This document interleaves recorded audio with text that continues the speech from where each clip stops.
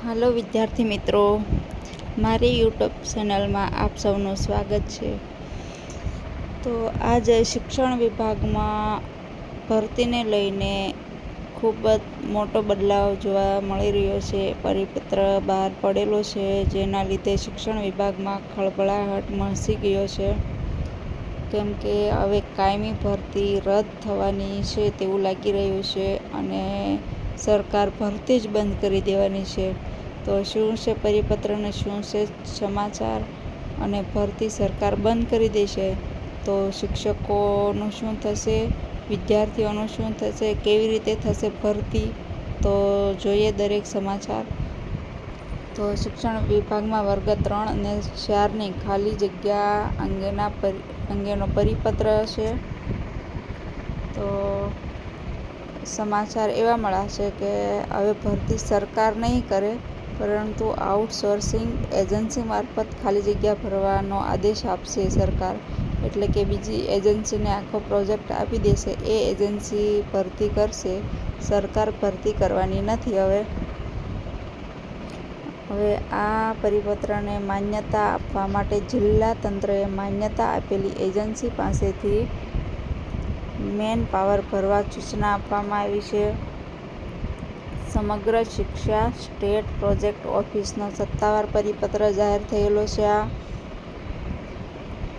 સરકારી વહીવટી પ્રક્રિયામાં મોટા બદલાવના સંકેત જોવા મળી રહ્યા છે. આ એકદમ અન્યાય છે, કેમ કે બંધારણ રીતે ગેરમાન્યતા છે.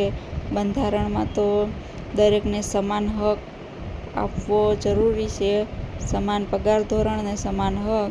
તો આ શિક્ષણ વિભાગ સાથે ખૂબ જ મોટો અન્યાય છે એવું આપણે કહી શકીએ. આગળ જોઈએ કે તમામ ડીઈઓ અને પ્રોજેક્ટ કોઓર્ડિનેટર્સને તાકીદનો પરિપત્ર મળેલો છે. એટલે કે જિલ્લાના જે ડીઈઓ હોય તેમને પરિપત્ર આપવામાં આવેલો છે કે જે શિક્ષકો ઘટતા હોય તો એજન્સી આખો પ્રોજેક્ટ એજન્સીને આપી દેવામાં આવશે અને એજન્સી દ્વારા એ કરાર ઉપર, કાયમી ભરતી નહીં, માત્ર કરાર ઉપર જ ભરતી થવાની છે. રાજ્યમાં શિક્ષણ વિભાગમાં ભરતીને લઈને આ એકદમ મોટા સમાચાર છે. તો વર્ગ 3 અને 4માં ભરતીના દરવાજા હવે થશે બંધ, કેમ કે વર્ગ 3ની સરકાર ભરતી નહીં કરે અને વર્ગ 4ની પણ ભરતી સરકાર કરશે નહીં.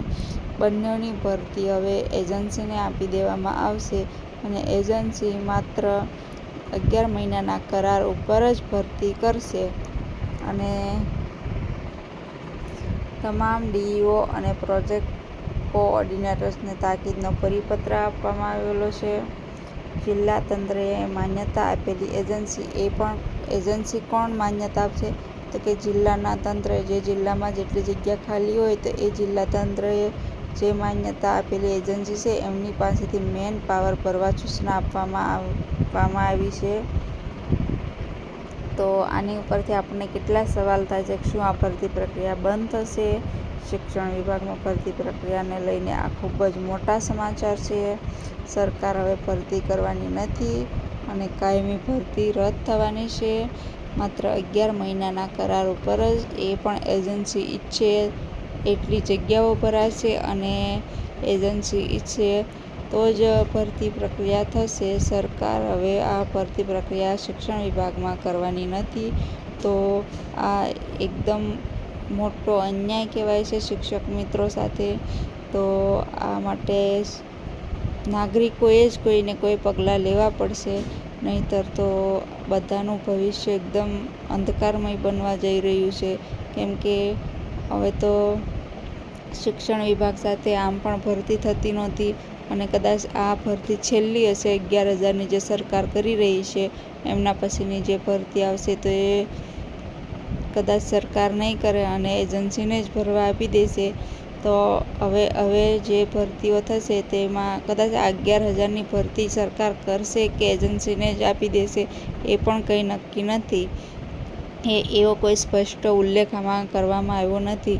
એટલે હવે પછી જે પીટીસી બીએડવાળા લોકો છે એમનું તો ભવિષ્ય અંધકારમય જ જતું રહેશે, કેમ કે એ લોકોને તો સરકારી નોકરી તો ગણાશે જ નહીં. 11 મહિનાના કરાર ઉપર જ નોકરી થશે શિક્ષક જે બનશે તેને. તો એ એકદમ અન્યાય કહેવાય. નાગરિકોએ જાગવું જોઈએ અને આ પ્રક્રિયાનો ઘરખમ વિરોધ કરવો જોઈએ. નહીંતર તો દરેક મિત્રોના ભવિષ્ય સાથે આ છેડા થઈ રહ્યા છે એવું જ લાગે છે. તો જાગો અને આ પ્રક્રિયાનો વિરોધ કરો. અને કદાચ આ 11,000ની ભરતી પણ કોઈ હજુ આગળ સંકેત મળ્યા જ નથી કે શું થવાનું છે અને ક્યારે થશે પૂર્ણ. તો એ પણ આ પરિપત્ર પ્રમાણે એજન્સી જ કરશે કે સરકાર એજન્સીને આપી જ દે છે કે સરકાર કરશે. અને કરશે તો કદાચ આ લાસ્ટ ભરતી જે હશે એ સરકાર કરશે. એના પછી હવે જે આવનારી દરેક ભરતીઓ એજન્સીને આપી દેવાની રહેશે એવું જણાઈ રહ્યું છે. તો આવી જ આગળ જો અપડેટ મળતી રહેશે તે આપની સાથે શેર કરતી રહીશ. તો પ્લીઝ મારી ચેનલને સબસ્ક્રાઈબ કરો. વિડીયો ગમે તો લાઈક કરો અને શેર કરો. ધન્યવાદ.